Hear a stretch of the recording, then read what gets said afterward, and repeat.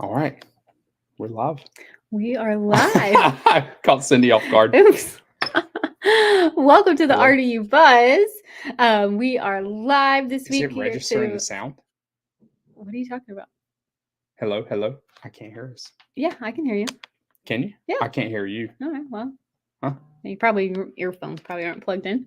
Anyway, welcome to the RDU Buzz, where we cover all kinds of Raleigh news, updates, and developments in the area. We are excited to have you guys here today. We're going to be hitting some pretty cool topics, including a big a piece of information coming from the federal government that could have a big impact on home buyers in the market. So We are. And let me know in the comments if you're watching, if you can hear me. yeah.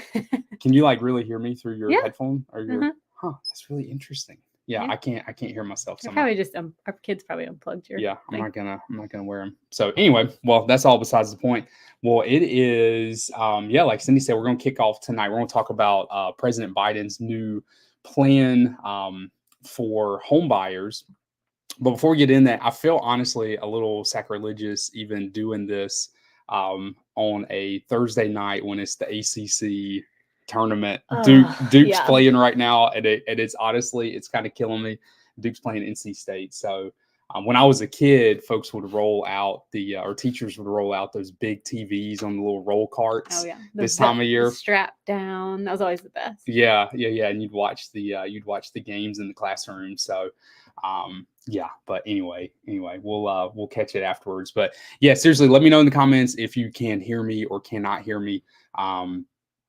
We'll kick it off. So those of you who watched the State of the Union address, or maybe you didn't watch the State of the Union address, President Biden laid out a plan for the housing market that was actually really interesting. And it involved quite a bit of money going towards home buyers. We're going to dig into that. And it also involved, I think more importantly, incentives for home buyers of those kind of entry level homes to sell those homes. Yeah, home sellers to sell those homes, not home buyers to sell those homes. But That's true. yes, Yeah, but they would be buying home buyers. another Yeah, home yeah, too. yeah. But yes, so it's really interesting. So we're going to kind of dig into what it looks like and our thoughts on if we think it would have a positive, negative, or neutral impact on the Raleigh-Durham market. Yeah. So the the part of it. So we're going to split it in two parts. The first part is to first-time home buyers. They would get a $10,000 credit split over 2 years, a $2,000 tax credit split over 2 years, that would go towards essentially that would, I guess, incentivize them to purchase the home. Right. Because they could take funds similar to that and probably try to use it towards like a down interest rate buy down or something like that to kind of help offset some of those initial costs that come along with it. And if you have this tax credit, it's going to kind of help lower your monthly payment. Yeah. So according to the White House, this will be equivalent to reducing the mortgage by 1.5% points for 2 years on the median home. And I think there's a lot of good in that. I've got some mixed feelings about injecting liquidity, I guess, so to speak, into the home buying market. But the next one I think is more important. And that is that he's calling on, and all of this would have to pass through Congress, obviously. So this is just a proposal. So this is don't go saying Zach and Cindy said I would get $10,000. Yeah. This is just no one's getting $10,000 right now. Yeah. But he's also calling on Congress to provide a 1-year tax credit right here, up to $10,000 to middle class families who sell their starter home, defined as homes below the area median home price, to another owner occupant. So essentially, if you are a if you're a homeowner and you live in a home that is under the median home price for that area, and you were to sell that house, you would also get a $10,000 credit. I think that one is far more important than the one that is incentivizing first-time home buyers. And not because you don't want to help first-time home buyers, but just right now in the market, we have issues with supply. we don't have issues with demand. Right. So if we are to say, hey, if you buy a house, you can get a $10,000 credit spread over 2 years, it could really fuel even more people into an already competitive market here in Raleigh. So in a way, I feel like, I don't know if this would, no one's going to complain about getting $10,000, but it could bring even more people up to the forefront and in turn do the opposite of what it's proposing to make things more affordable.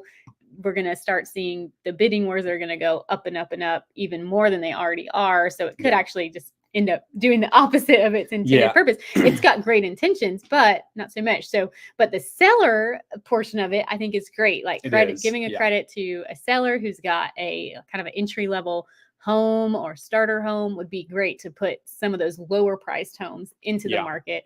I think it's a really good idea. I think there could be even more incentives for sellers out there for just to get more inventory on the market, because that's really the problem that we're having right now is low inventory. But I think it's a great place to start, and definitely a good intentions behind it. Yeah. I mean, I just kind of based on what Cindy said, I think that lower that first time home buyer credit could end up having unintended consequences on the market, kind of like mortgage rates did when they got down into the 2s and the 3s. It had unintended. It was great for buyers at the time, but it also had unintended consequences where it created such a hot market.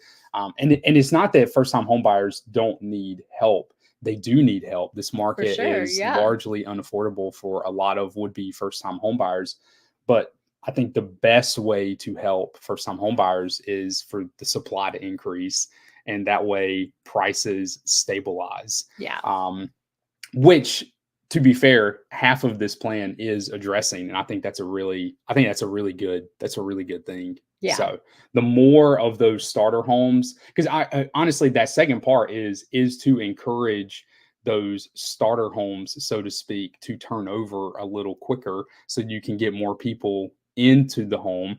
You can have them generate wealth through the housing market, and then you can have them move up essentially the housing ladder, so to speak. Right. Yeah, we'd love to know y'all's opinions. So as you're watching now or watching the replay later, we'd love to hear your thoughts on if you think this could help the market, hurt the market, or let us you know. Don't really care either way. But and let me know if you can hear me, because I'm still not convinced that my microphone is working. You gotta chill. Chill. They can hear you. We're all good. I can't hear myself through the probably because they're unplugged. Probably just unplugged. Probably is. So let us know what you think about that, and also let us know where you're tuning in from. We love to hear where everybody is watching from. It's always so fun to see how far away people are watching from. It's just so interesting to me. Sometimes we get people from out of the country, and that's always really cool, and different states, and love seeing people that are local here. So definitely let us know. It also helps us to kind of make sure the content in the following weeks is relevant to everyone. So yeah. Absolutely. So moving on to the next topic, do you have anything else to say about President Biden's plan? No. I mean, I think the biggest piece in that is, one, it's nothing at the moment. It has to pass through Congress. And two, it's got a good seller portion to it, which honestly could help free up inventory. So but it's not nothing is set in stone with that yet. So all right, heading on to the next market, which I actually find pretty interesting. So Cindy and I don't do commercial real estate. We got Michelle joining in from Pittsburgh. Awesome. Welcome, Michelle. Hey, Michelle. Yeah. So we don't do commercial real estate, and what we're about to talk about is largely on the commercial side. So I'm pretty ignorant with a lot of this, but I think it does tie into the residential side, which is why I want to bring it up. But the national and the Triangles apartment rental market is softening substantially, and it's actually pretty interesting. So I'm going to share this graph real quick with y'all. So this is apartment supply that has hit the market since 1974. And this year, you see the orange line, that is 2024. So 2024 will see the most apartment supply hit the market since Richard Nixon was president, which is unreal. Yeah. And so essentially what has happened is these developers have overbuilt on the apartment side, on the commercial side. And as a result of that, kind of the flip of what we're experiencing on the residential side, where we don't have enough supply and we have too much demand. The apartment side is having the exact opposite. They are having too much supply and not enough demand. Yeah, I don't know why exactly that happened. I feel like they're just, anytime you go downtown, especially downtown Durham, like I feel like in the last, I don't know, 8 years or so, it's just like anything new that's downtown Durham is apartments. And they're always, they look like exactly the same. It's kind of funny. They all have like a trendy name, and then, like it's got like a rooftop patio dog park thing, and they all look like very modern, and it's just like row after row after row of them. And I've always kind of thought, it's just that many people really want to rent these apartments? Just seems like there's so many. There are so many. And so what's happening though is prices are softening, fees are being waived. Hey, Bill said he is on I-95. Oh, nice. That's awesome, Bill. It was good to see you today, too. It was so good to see you. Yes, and Steven tuning in from Fayetteville. Hi, awesome. Steven. Welcome, Steven. So prices are down 7.3% year over year for a 1-bedroom in Raleigh. So that's obviously a substantial decrease year over year for apartments. So for sure. I think I don't know. Cindy and I, we're not on the rental market side of things, but so I don't know what like a single family rental looks like at this point, but I don't think they're going to be impacted as heavily as the apartment rental side. But I do think this can impact the residential real estate side from the buy perspective, especially for first-time home buyers. If you think of the average first-time home buyer, most of them are either probably living in an apartment or renting a single family home before they buy, obviously. Right. And so if rental prices are decreasing substantially, and if there's a softening in the rental market, it could delay that first time home buyer. Oh, for sure. To enter the buy market. So when I graduated from college, I was 22. And I was teaching at the time, and I was like just doing like some subbing before the new school year started. And a parent in the class actually kind of encouraged me to get into real estate later on down the road. But he told me, he's like, you should just buy a house. And I thought it was like the most ridiculous thing I've ever heard. I was like, nobody might. I don't have any friends buying a house, but I just decided to. So he's a real estate agent. He's taking me out to look at houses. And I actually bought a house that summer. I can't believe I qualified for a loan, like looking back now. But at the time, it really was cheaper for me to buy, and this was back when starter homes were really a thing, right? This was 2014. So I was able to buy a townhome for like under 130,000 at that point in time. And so the interest rates were decent. I think they were around like maybe 4 or 5%. And it was actually cheaper to buy that townhome and live in it than rent it out. And I could have roommates and like offset that cost. And so then as the pandemic came, I feel like that really shifted for like college grads. It was like, why, it's been so expensive in the last year or so to buy that it's kind of, especially with interest rates, that it's actually been a little bit cheaper to rent.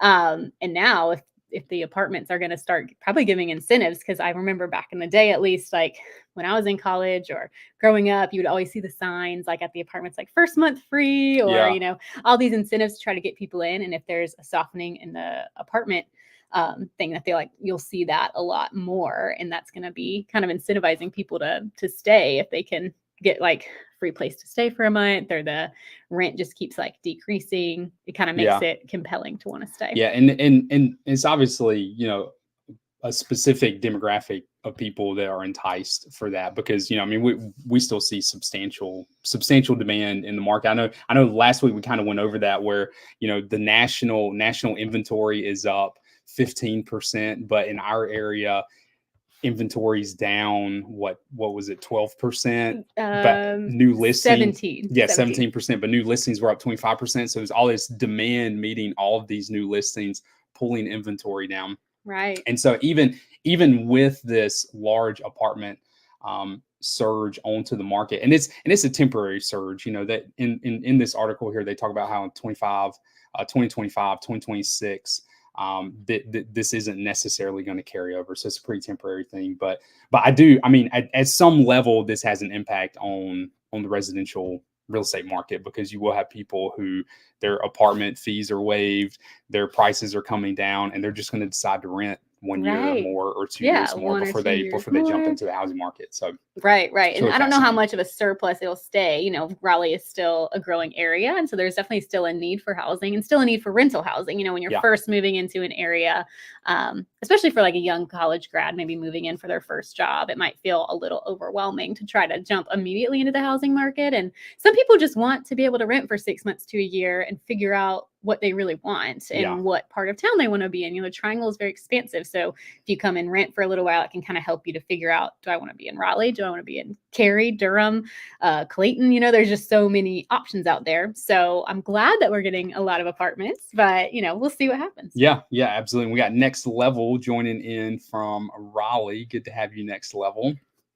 So yes, that does it on that article. Moving on to some other really interesting news in North Carolina. So those of you who are sports fans, and if you are a sports fan and you happen to be watching the ACC tournament, you should put into the chat who is winning the Duke game. Yeah, because they're playing right now. They're curious. playing NC State, and it's killing me. But in North Carolina, sports betting became legal. I think it was on Tuesday? It was on a specific day. I can't remember what date it was, but it is off to Monday. Okay, Yeah. so it is off to a bang. So in the first 48 hours of sports betting being legal in North Carolina, nearly 370,000 accounts were created. Oh my gosh. Is that on one? Like, I know there's, what is it, FanDuel No, or something? I think it's across all platforms. Oh, It's okay. a website called betcarolina.com, which looked at Oh. it says it looked at numbers from Geolocation services. Oh, But okay. but yeah, so I mean 370,000 That's accounts were wild. opened in North Carolina for sports betting, which is massive. Yeah. So is this all sports, or is this like just professional, or is it like, is it any kind of sport that you can do betting on? Next Level said state all the way. Oh no. Go Duke. No, state has a tendency to take out Duke no matter what the rankings are. State has Duke's number, so I don't know. I wouldn't be surprised. But we'll see what happens. yeah, Michelle said the DraftKings commercials are nonstop. Yeah, they are. I mean, they're in force right now. Is that, and which commercial was it? I remember there was a Super Bowl commercial about, or at least it was, I don't know if it was Super Bowl or maybe a playoff game, but it was like Gronk, and he was like, "We're coming, North Carolina," and it was a maybe a FanDuel or some sports betting. Yeah, it was probably commercial. It might have been FanDuel. Yeah. So FanDuel the commercials will probably be crazy. Yeah, they're the two major ones. So Yeah. if you like sports and you like betting, you can now do it in North Carolina. Just don't do it so much that you end up killing your credit and you can't buy a house. Yeah. You're going to end up in those apartments that are offering good incentives. Yeah. But no, I think that's pretty cool. So I think it's also tied. I could be wrong, but I think it might be tied to the education system in North Carolina as well. Okay. Kind of like the regular lottery. Interesting. But I may be wrong.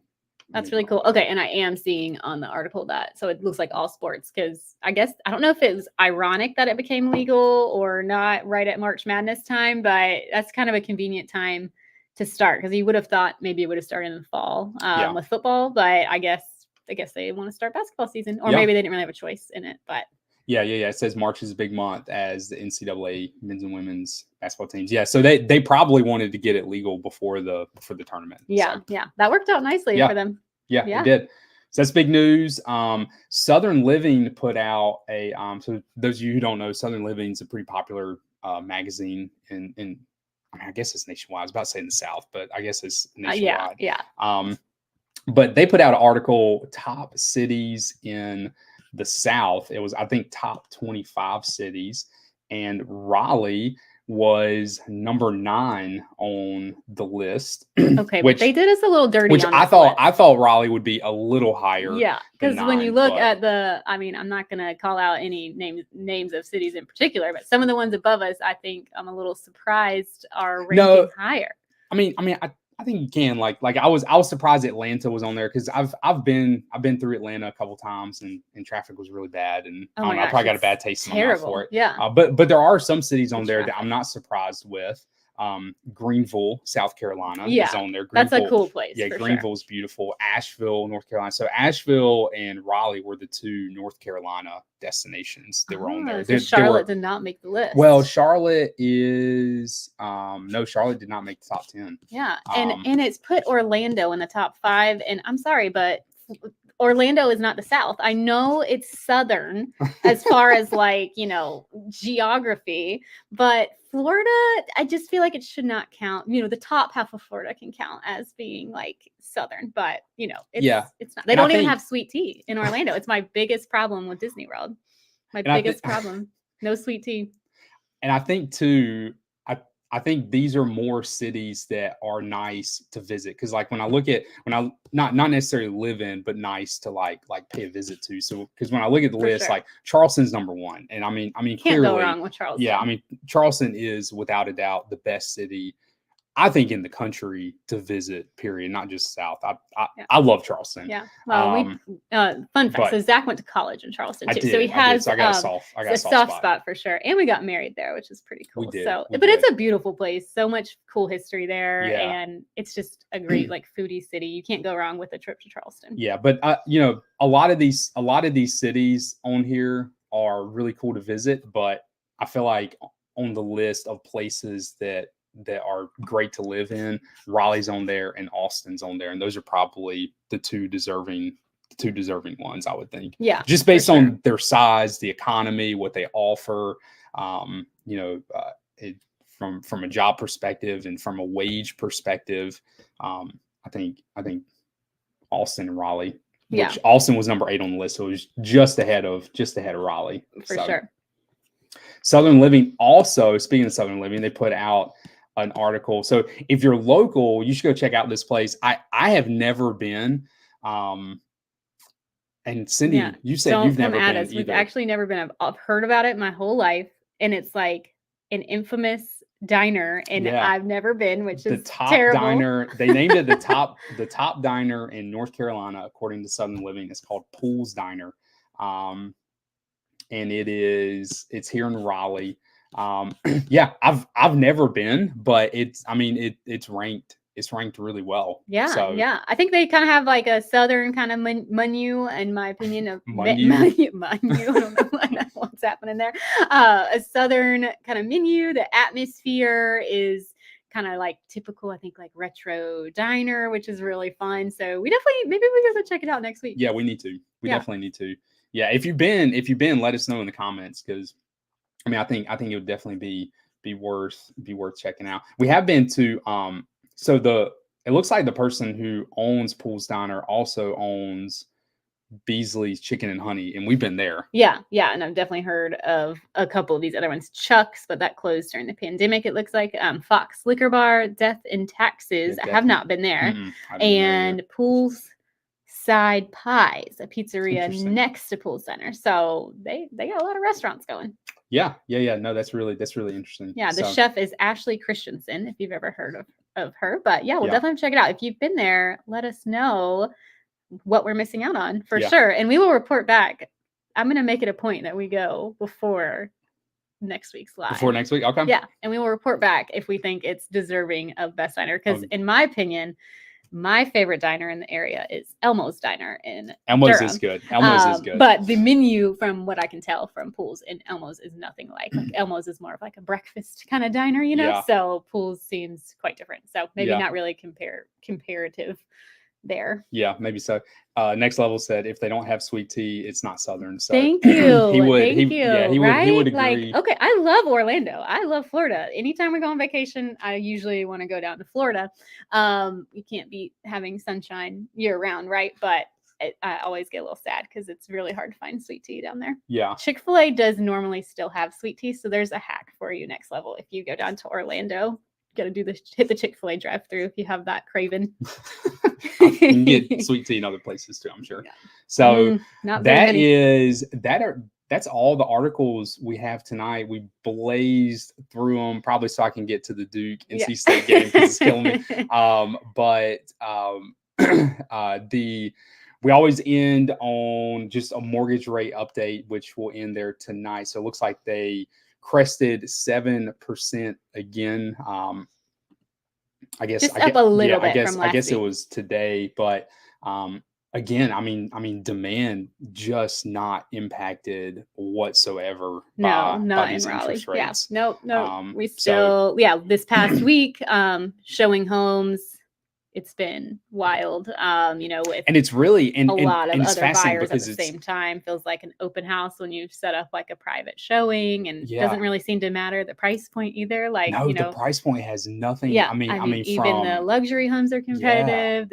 Obviously the affordable homes are competitive, but even up to the luxury. So we're gonna see what happens this spring. But I think we might be in for a wild spring market here. Yeah, I mean, to put it in perspective, we showed houses this week that went multiple offer that were down into the 4s and the 5s, and we showed them up to 1.4 that was multiple offers, and just a whole range. Just literally across the spectrum of price points that it just doesn't matter right now. It is all competitive. Yeah, for sure. And let's see, I'm sorry if I don't pronounce this right, but Vianney said, hello, I've been watching your videos recently. My husband and I are looking to move to North Carolina and are still doing research on cities to find the best fit. Right now they're in California. Awesome. You are going to love North Carolina. Yeah. Regardless of what area you pick, obviously we are fond of Raleigh-Durham. Yeah, we're biased. But you should definitely come. Maybe spend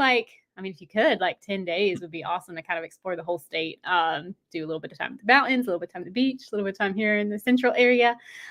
Figure out what feels right for you. But even just here in the Triangle, city by city, everything has such a different culture and flair to it. So I feel like there's really somewhere for everyone right here in the Triangle, which is cool. Yeah.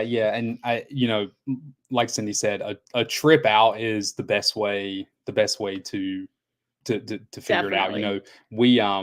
We'll do Zoom calls with folks a lot of times who are looking to move out into the area, and sometimes that initial Zoom call, they're like, we want to be in I don't know, I'm trying to think of a random, just Cary. We want to be in Cary. Yeah, it's always Cary. Yeah, or let's use for let's just say Wake Forest. We want to be in Wake Forest, and then they go to Wake Forest, and it doesn't quite fit what they initially thought it was.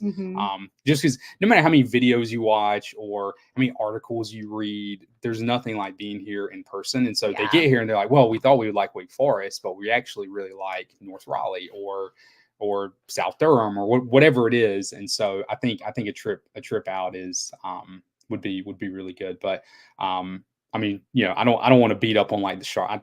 I grew up near Charlotte, so Charlotte's that's a fond area of memories for me. But I think Raleigh's great. So but yeah, if you got any questions about this area, feel free. Our email and info is below, so feel free to just shoot us your questions. We're happy to answer. So but cool. Well, that is all we got tonight. If you are local, enjoy this incredible weather. Oh my gosh, it's so nice. My goodness, today. It was amazing. Just dreaming of what we should do this weekend with the kids. I'm like, I have so many ideas of what would be a good way to be outside this weekend. So we got to narrow down gotta pick one. Yeah, they'll just end up in tantrums. Yeah. So that's how it goes. But anyway, I appreciate y'all tuning in, and we will see y'all next week. See you next week. Go Duke. Go Duke.